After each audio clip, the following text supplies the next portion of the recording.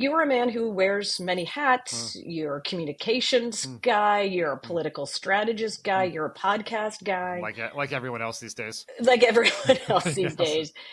But I want you to just put on the Dan Pfeiffer hat for a minute, Yep. just you as yourself, and kind of talk about the revelations coming out about Joe Biden, Mm. both his challenges as president with this new book, Mm. his mental acuity challenges, as well as the cancer diagnosis. I would love to just get Yeah. your personal perspective on all of this. Sure. I mean, obviously, the cancer diagnosis is incredibly serious and Yeah. sad, and I, you know, and like so many other people, although not everyone in politics, thinking about and sending all the best possible wishes to President Biden and his family as he fights, as he deals with his cancer and as he fights. Um, the it's an interesting moment, and we can talk about it if you want about Yeah. how we went from just in the immediate, the sort of the shocking news, right? Because it was this very serious cancer that seems to come out of nowhere, and people respond as humans, mostly, to say like, "This is sad. We're thinking about you. Keep fighting." All the normal human responses to someone with a cancer diagnosis, and then within only a few hours, we are down to dangerous conspiracy theories, allegations, questions. And it's fair to ask questions, but the not a lot of those questions being asked in good faith, and so like that, like it's almost a very telling moment, sort of, in Mm. American politics. And then, so like that is one thing, and I find that to be entirely separate than the larger questions that were happening this week before the diagnosis, Right. that are in Jake Tapper and Alex Thompson's book, which I have read, and that raises a set of serious questions for the Democratic Party about how we got to this moment. Mm. And you can have those questions and want to have that conversation without, even if you don't buy the premise that there was some massive cover up either within the Biden administration, within the Democratic Party writ large, or in the media to hide Biden's age. But obviously we were on a path. I think the most important part from a purely political perspective is the voters were not surprised by any of this, Right. like maybe the details, but they were telling Democratic voters, including majorities of Democratic voters, were telling pollsters for years that Biden was too old. They didn't think he should run for re-election. And President Biden and his team did not listen. Not enough Democrats spoke out publicly about that. And we put ourselves in a position where a winnable election, a tough environment, but a winnable election, was lost with great, great consequences that we're seeing every day. You worked in the White House. Mm-hmm. You've had that rare Yeah. experience of actually Mm-hmm. having to probably tell the most powerful person Mm-hmm. in the world something they don't want to Yeah. hear. Tell us about that, because it does seem that what you have beyond what the Biden family, how they were processing through the president's health and concerns about that. What is the staff doing, and where were they complicit, and what should Yeah. they have done better or more of? I the most interesting revelation, not just in Original Sin, but in a lot of the reporting post debate and post election, was that there was never a real process or meeting with the staff or the close advisors Mm-hmm. to discuss the question of whether Joe Biden should run. Because that is a question for any president running for Yeah. election. Like, we had those conversations with Barack Obama, who was much younger and in a much different political position. Like, that was a conversation. Like, there was a meeting to discuss it. Like, it was sort of fait accompli. He was going to run, but he wanted to test the proposition of like how winnable the race was. What does it look like? And the fact that that didn't happen with Biden, especially given the fact that most people believed he had made something akin to a one-term pledge, I think is a real failure. Now, the failure always comes from the top, right? If the president does not want to have that meeting, no one can make him have that meeting. And I think the other challenge in just reading the reporting and knowing a little bit from the people who work there and knowing how President Biden works is he has a very, very, very tight circle of people. And it's very small. Many of them have been with him forever. It is like loyalty is prized above all else. And it seems, at least in the reporting, at least particularly in the Tapper Thompson book, that to suggest otherwise would be a sign of disloyalty, and that could get you evicted from the meetings you need to be in. It's never easy to tell the president what they don't want to hear. Some presidents are more willing to hear that than others. President Obama was. I was lucky that that was almost a test. I've seen it happen with new staff with President Obama. Is if the person passed on the moment to tell him the thing he didn't want to hear or to disagree when they obviously disagree, like that was a mental note he made that person maybe wasn't willing to give him what the information he want to have. It doesn't seem like, at least in the reporting, that's how the Biden White House worked, or that's what President Biden wanted. And I guess, and the other thing, and it's always hard to know, but I can't remember where I read this. It may have been from either Jake or Alex talking about the book, but seems pretty clear from the reporting that obviously they took steps to minimize the political fallout of the president's age. And I just mean, like, I don't even mean mental cognitive decline, like he couldn't do the job, like that.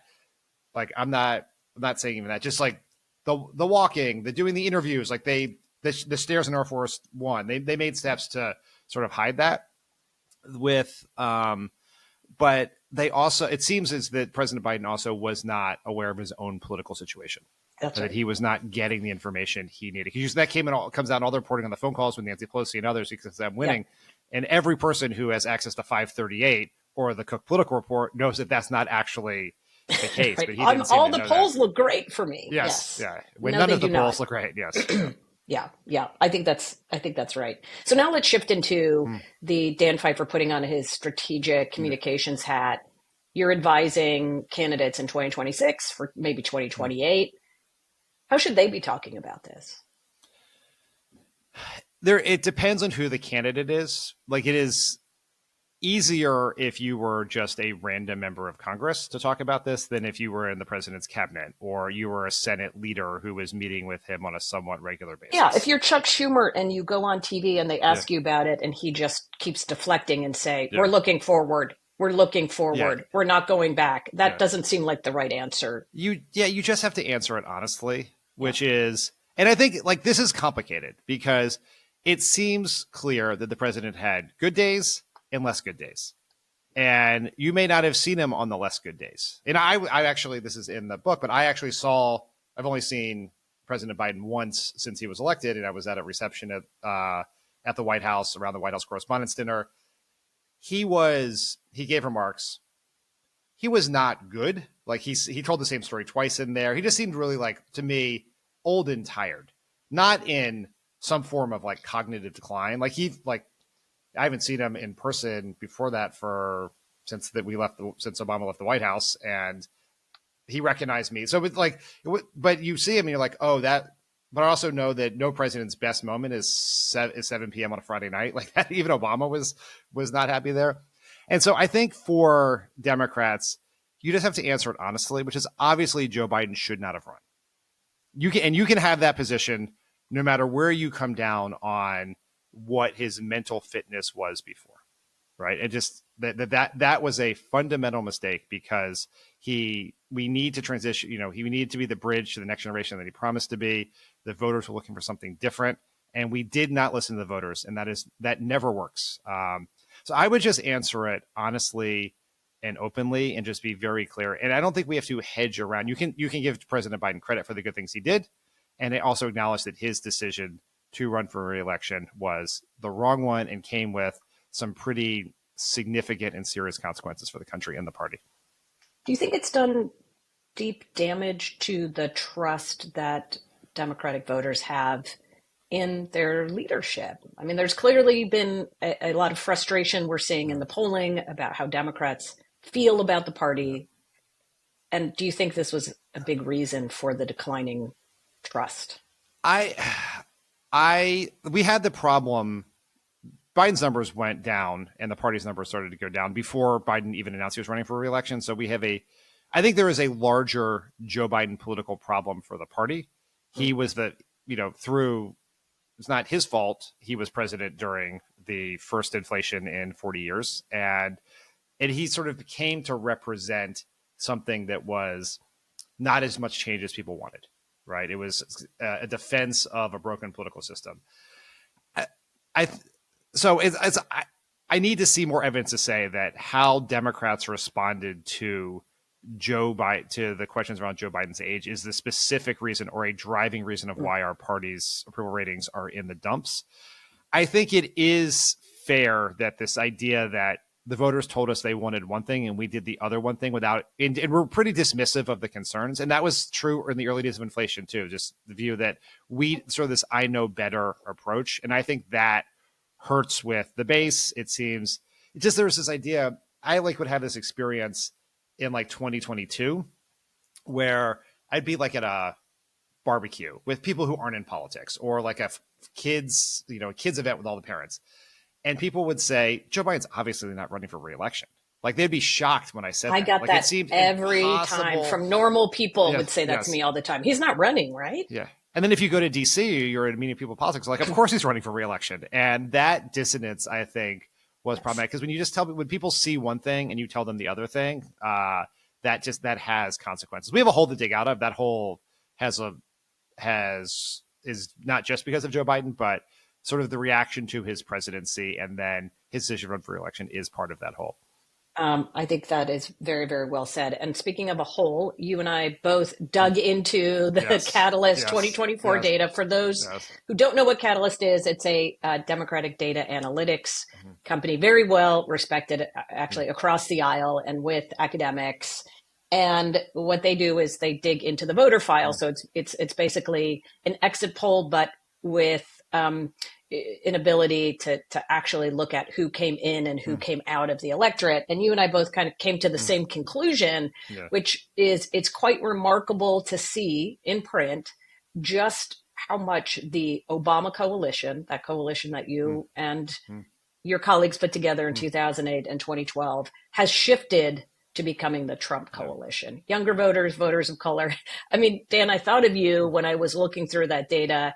And I was just thinking, if I had called the Obama campaign in 2012 and said, hey, the electorate is going to be only 72% white and is going to be more heavily Latino than ever and is going to be younger than ever, that Chicago would have been over the moon. They'd say we're gonna win by 10 points. Yeah. That actually hurt Democrats this time. So what happened? I mean, like what you have hit on here, when you say the Obama coalition became the Trump coalition, that what that's specifically referring to, and you made this clear in your piece on it, but is that in 2008, 2012, Obama was the emerging coalition. It was a coalition driven by the fastest growing parts of the population.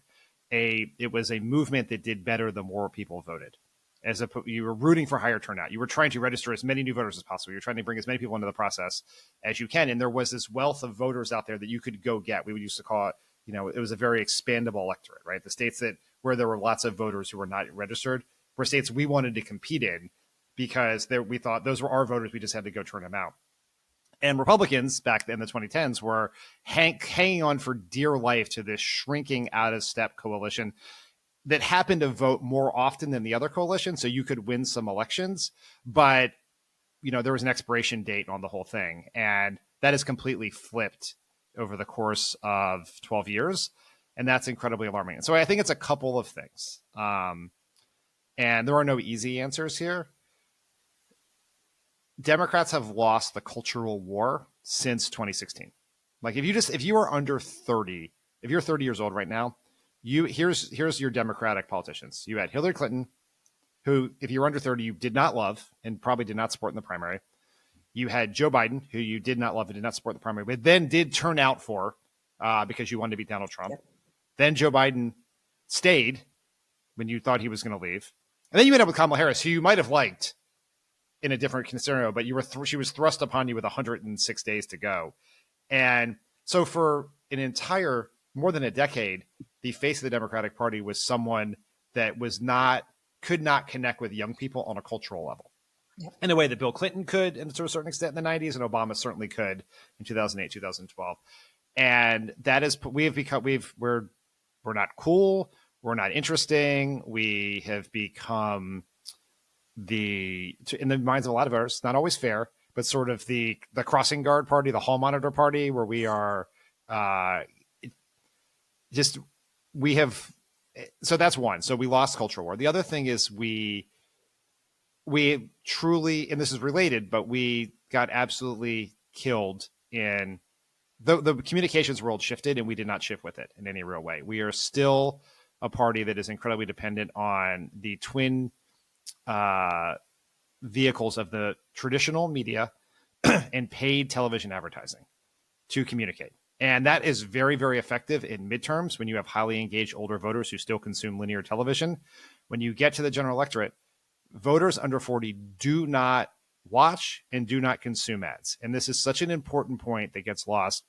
Is we spend all this money to buy ads on football games or The Bachelor, these few quasi monocultural events where people can watch it because there will be young people watching, but they are culturally attuned to not believe television ads. Mm-hmm. And this is like what they believe and what they listen to is influencers with whom they have a relationship with online, a parasocial relationship with. And then, you like for people of my generation will say, that seems insane. Why would you trust Joe Rogan to tell you what supplements to buy? And they would be like, why would you trust GlaxoSmithKline to tell you what medicine to buy?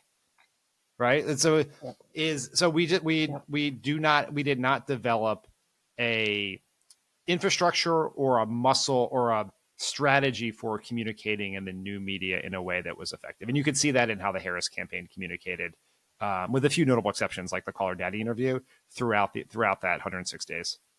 Well, let's get to the chicken and the egg of that, which I think is such a good point, because you can argue that without Donald Trump, Republicans wouldn't have had an inroad into those new areas of communication, right? Because he was such a cultural icon, and because he was so comfortable in those spaces, right? This is a guy who did reality TV before reality TV was really a thing. So he was totally comfortable going on, like, yeah, I'll go on a podcast. Yeah, I'll show up on a YouTube video. What seems to me that's also happening, Dan, is that the conversations that Democrats are having aren't connecting with younger voters, even though theoretically they could argue they're on the right side of the issues like abortion or gay rights, where younger voters are, and yet culturally they're out of step. So, right? Like, how do you?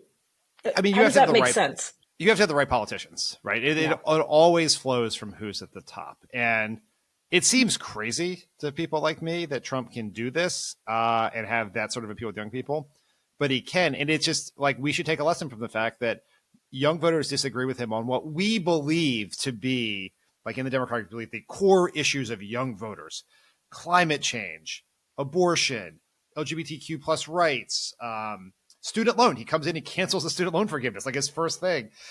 But he connects with some portion of them culturally. He seems like someone who will fight for them, who can relate to them, who is against the system that they feel is not serving them. And we have to probably start working, like, we are very issue forward in our party, and we're very serious with all the I's dotted and the T's crossed issue forward. And we have to think a little larger, a little more symbolically about how we talk about issues so that they can actually our issues have to, like, just, there's this idea that has been true in the Democratic Party since, as far as I can think back, where it's just like that these voters are going to sit down with two competing stacks of white papers and they're going to go through them and see which one is going to help with, like, you have a calculator, which one's going to help my bottom line more, and that's the person you're going to vote for. And that has never been true, and it's probably even less true now that people are so cynical and distrustful of the politicians to deliver those things. And Trump's had this real advantage is it's a time of high cynicism, high distrust in establishments and institutions, and he's threatening to burn down the system. And people, that showed up throughout all the New York Times Siena polling, that people would rather burn down the system as it is than keep it. And we just could never found a way to speak that because we were just so inherently insider in our approach to everything. Well, and that he talked about in a very relatable way and a very concise way, the issue that everybody and especially younger voters are concerned about, which is the economy, right? Yeah. What is life going to be like for you if you Yeah. can't buy a house, can't afford groceries, Yeah. can't get out of your parents' basement? And that is something that I wanted to talk to you about as well, because the economy is once again the top Yeah. conversation in our politics, the tariff issue, cost of living, how Medicare and Yeah. Medicaid, how do Democrats talk about this in a way that those voters who feel like they aren't connecting with Democrats, or where Democrats aren't Yeah. connecting with them on those issues? It starts with the very simple proposition of running down how they or driving down how they think about Trump and the Republicans on the economy, which we have that advantage now with the tariffs, with just how people feel. The fact that he ran on the economy and costs and then decided to uh, launch a high profile, chaotically rolled out policy to raise costs and weaken the economy. And that used like, even if his approval rating is maybe ticking up a little bit here, his economic approval and his job approval are now in line in a way in which they weren't before. What that has done, I think, is pierce the bubble, or this, it undermined the core political strength of Trump, other than his communication skills, is that because he was a quote unquote businessman who played a businessman on reality TV on a highly watched show for a decade, people think of he has this credibility as someone who can manage the economy. And then he had the advantage of the fact that people look back very fondly on the economy compared to now from his first term, even if there's little evidence that he did more than simply just not destroy the economy that Barack Obama built over 8 years, in my personal opinion. But so you have that nostalgia. The way he's handled the first 150 days or whatever it is of his first term is undermined the first part of it. And so I think we have to do that. And then we need to, I think actually we're going to solve our economic problems by it's not going to be new policies. We're not going to come up like, oh, here's our expanding Social Security policy, although I'd be fine if we were for that. Or here's our new version of universal health care, although I'd be fine if we were for that. We have to affect our brand, and we have to be seen as people who will take on powerful interests in the system as is. And one way to do that, and we need the right candidates to do this, is to run as reforming outsider, populist reformers. And I think Trump has given us this huge opportunity with the rampant corruption in his administration, with all the billionaires running things, with the role Elon Musk had, that we should really take a page out of the 2006 playbook, and where Democrats help come back in a very similar situation, bounce back from a very tough election loss to a president who very well could have lost re-election, by becoming reformers. And who you put at the face of that is very important, and we need the right candidates for that. Well, that's what I was going to ask Yeah. you. Is there somebody that right now you see as being effective there? Obviously, Bernie Sanders and AOC are making that exact case. Yeah. Are they the right faces, or at least AOC? Obviously, Bernie would be not. I think certainly not running for for president. I think that most professional Democrats underestimate how powerful a political figure AOC could be. She is an outsider. She can communicate in the modern ways. She, like Trump and like Obama and some others, she knows how to get attention and use it. And that is incredibly powerful. And she, it helps her so much that the Republicans always attack her for being a bartender or a cocktail waitress. Like that, keep doing that, right? If you want that, because you don't seem like a politician. You seem like a normal person who could relate to young people. And obviously, her approval ratings and other things, would go in the con column. But she would be a cultural phenomenon if she were to run for president in a way that, I don't know whether that means she would win the nomination or not, but I think would be much more powerful than people think, and could do a lot to actually reverse some of the stuff we saw in the Catalyst report with the gains Trump made with certain segments of the voters, working class voters, younger voters, Latinos, I think across the board. I also think Ruben Gallego is someone who has a similar, not not he's a different approach, but he really comes off as a normal guy. He's a veteran. He can go into like with young men. He's someone who demonstrated this in his Senate race, who thinks very creatively about how to do that, who can go into some of these spaces that we sort of annoyingly call the manosphere online and have conversations and talk to people. He's very interesting. Like what Pete Buttigieg did on the Flagrant podcast is an example of someone who could do this. Probably not highlighting transportation secretary in his resume the whole bunch over the course of that, but he also is a good communicator, knows how to get attention, and has a unique story that doesn't feel like a traditional politician. And so, those are some examples there. I think I think there's two paths for the Democratic Party here. One is this could be the 2028 nomination, be one of those nominations you really want. You can just it looks a lot like George H.W. Bush at the end of his third term, because this sort of feels like Trump's third term. It's at the end. We've been living in this Trump decade forever. He doesn't deliver on his promises. People sour. He has low approval ratings. His potential successors are not particularly exciting. And any Democrat who could be a decent candidate could win that, right? It's just one of those where if you win the nomination, you might end up being the favorite for the presidency just because people are going to snap back after all of this. Over the long term, though, which is sort of what Biden was like an interregnum presidency.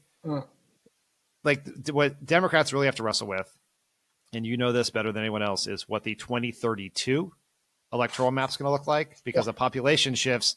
You could see, in California and New York losing a total of 7 electoral votes, and Florida and Texas gaining 7 electoral votes. You're going to see losses in those blue wall states. The blue wall path will not be available to Democrats in 2032.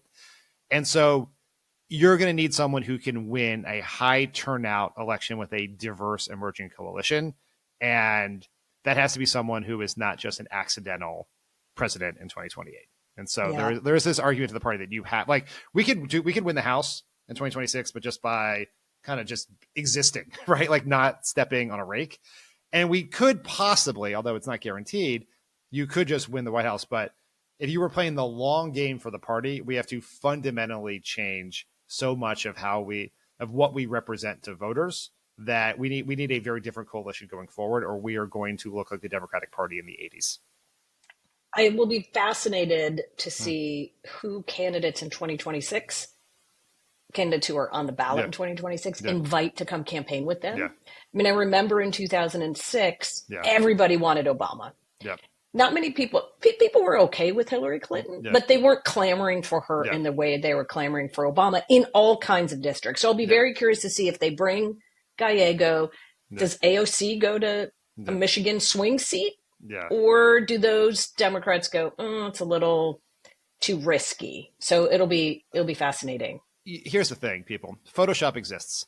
You can either stand with the person and get the crowd, or you can have the NRCC put your photo next to hers and put it in an ad. It's like people aren't going to forget. Nancy Pelosi ended up in all those ads for all those years. She didn't go to all those districts. And so just don't. What you're hinting at is a little bit of the problem for the Democratic Party is this massive risk aversion of we're just do the safest possible, most boring thing and hope that things fall in our way, as opposed to swing for the fences and try to really win. And I think there'll be some places where maybe AOC won't go where they will want her, but I think it'd be a mistake to let's take the person who's getting, with Bernie, tens of thousands of people in March of the off year or the odd year, given where we are, and not bring them to your district. To me, that seems crazy. It's a different world. Obama had this, he had incredibly high approval ratings with Republicans coming off his 2004 convention. So it was a safer thing, but there are no, if we always opt for the safest, most least risky path, we're going to end up right where we've been. That's what we've been doing as a party for the last 12 years now. And we have to change that. Yeah. Running not to lose versus running to win. Yes. That was really, that was my giant frustration as a Democrat pre-Obama, was that just felt like that's all we were doing is just what's the, remember Matt Bai, the who went into the New York Times Magazine, told Yeah. me that Democrats' strategy was the slot machine strategy is we're just going to keep pulling. We're not going to do anything. We're just going to pull the lever and then hope we're going to get three diamonds and win. And we weren't. And we're just so there's like this sort of naive hope plus like this caution. And and I remember this with Obama so well was he. It was very early on. I was his traveling press secretary in the first few months of that campaign, and we were traveling everywhere. And he did an interview with David Brooks, which all seems crazy for a candidate to do now. And he talked about how or maybe it was, yeah, it was maybe it was Fareed Zakaria. I can't remember, but he did an interview with, it was Thomas Friedman. And in it, he talked about how one of the most beautiful, they were talking about the Middle East, and one of the most beautiful sounds was the call to prayer. Mm. And we had a whole conversation, like in the morning call, being like, that is an insane thing for Barack Hussein Obama to say in early 2007, potentially running against John McCain, and like we're highlighting this weakness. And so they're like, Dan, I know you've worked on the campaign for 3 weeks like the rest of us. Can you go talk to the senator about why he shouldn't say that? I was like, fuck. So I went over there and I did it. And he sort of looked at me as like, we're not playing that way. We're not playing scared of like national security politics. We're just going to like do our thing. And I think we need more Democrats who just think that way. Just be brave. Don't.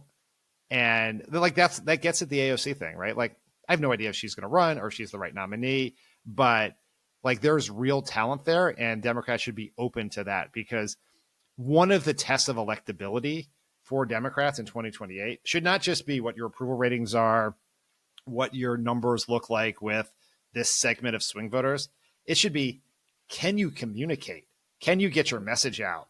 Can you navigate tricky situations? Can you go on, like, I know Rogan's a stand-in for them, but can you go on these podcasts and deal with people? Can you go on Fox News and hold your own? Can you get on the debate stage and hold your own? Like, we have to think about how you gain, utilize, and leverage attention as one of the core tests of electability. And we should look at that with all the candidates, because a lot of candidates look great on paper, but when it push comes to shove, they cannot do it or are unwilling to do it or are too risk adverse to do it. And so we should look like that should be like for every activist, for every Democratic operative, for every donor, that should be a test we look at. Which leads me directly to this question that I wanted to ask you. In fact, it was the reason I wanted you on the podcast in the first place. Well, first of all, I love talking to you, but you had written something right when this Abreu Garcia conversation was starting, speaking of risk averse. And there was this whole debate. And I think there's still a debate among Democrats about whether to avoid talking about immigration. This is an issue that benefits Donald Trump. It's a so-called 80-20 issue for Republicans, and Democrats should stay far away from it. Just talk about the economy, just talk about healthcare. And you wrote, too many are leaning exclusively into economic arguments, letting Trump's offenses against our democracy go unchallenged.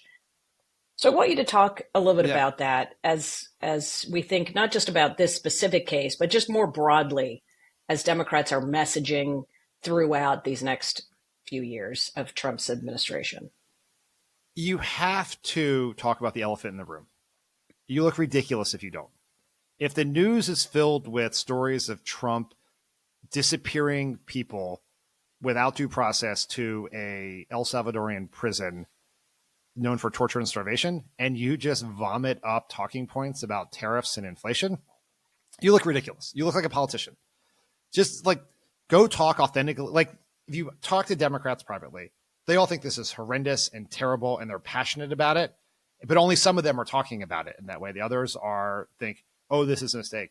You just have to talk about things. We overthink this stuff so much. I think we have, as a part, and I am as you know, a huge data nerd, but I think we have become captive to random controlled tested messaging, where it's like, obviously, if you ask people what the most important message is, they're going to say, I don't cut Medicaid or Obamacare or Medicare to pay for tax cuts for the wealthy. That has been the best testing message for, since Medicare passed, right? It's like, obviously that, but it doesn't, you have to sort of go talk about the things that are happening. That's one thing Trump is very good about. He sees where attention is and he goes and talks about it. And talking passionately and authentically about something you care about and seeming like you have the strength and the courage to talk about it has value, even if it doesn't show up in the immediate poll testing of that language. Like no one is like telling Trump not to go talk about some of these things. Like they seem crazy to talk about it. He does. And, you know, it's one of the things that showed up in, I think this was David Shore's firm that, oh no, it was in the, as there was some, can't remember who did it, but there was I saw one of these tests. Like, these are the most popular messages. And like, it was early in the budget process. So like this Medicaid message is by far the most popular. It's in the 99th percentile of all messages tested, whatever else. But, it only was like, there was only like 4% of all political TikToks were about the budget. It's like, you have to find Democrats find the most persuasive message, and Democrats find, and Republicans tend to look for the most engaging message online and trying to make it persuasive. And I think we need to think a little bit more like that.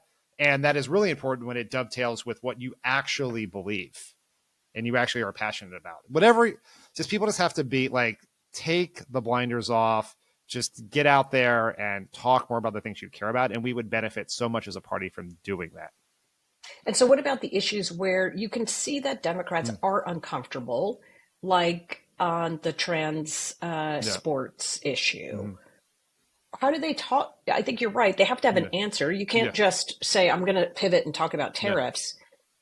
How do you do that authentically without seeming like you're just reading a talking point memo?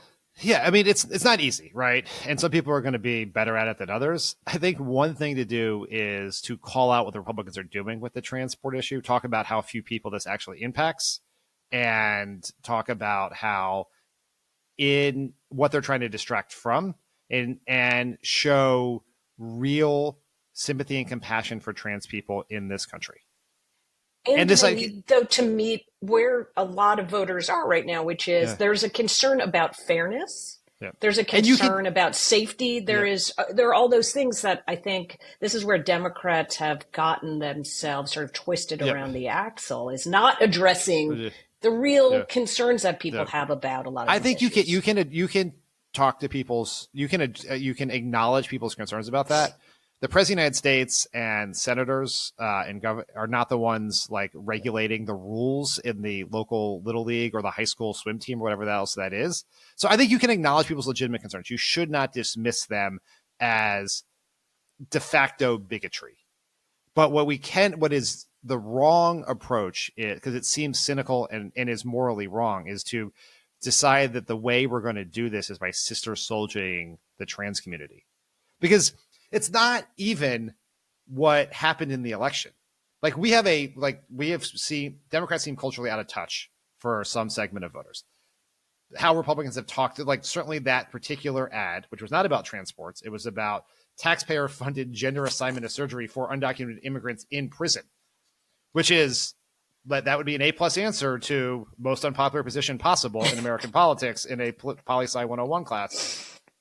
But if you just like, it's just be authentic about it, acknowledge people's concerns, explain what, I guess this would be the format of people, acknowledge that people have legitimate concerns, call out why Republicans are focusing on this particularly very small part of a larger issue, and express sympathy and compassion for the trans community, and that we should allow people to live their lives, to have in dignity and respect, and that's what we do as a country. And I think we're making it so much more complicated than it needs to be, because every Democrat looks like they just swallowed a bad oyster the second the question comes up.